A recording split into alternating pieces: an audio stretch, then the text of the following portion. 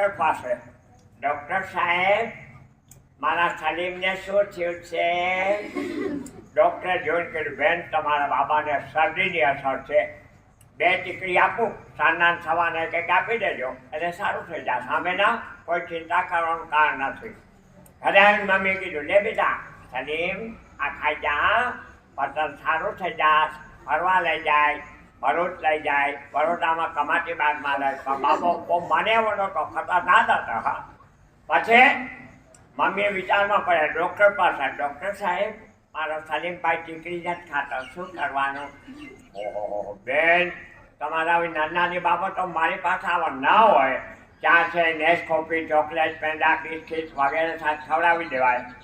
મમ્મીને આ આઈડિયા સારો લાગ્યો. તાજો પેંડો લીધો, તાજો 9મા વાળા ખાય એવો. 9મા વાળા પેંડા બહુ ખાય હો ભાઈ. અમારા 10મા વાળા તો દૂધ પાક ને દાંત પૂરા હોય તો ચાલે.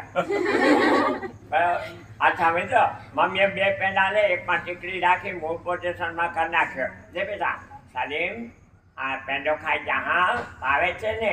મમ્મી ભાવે છે.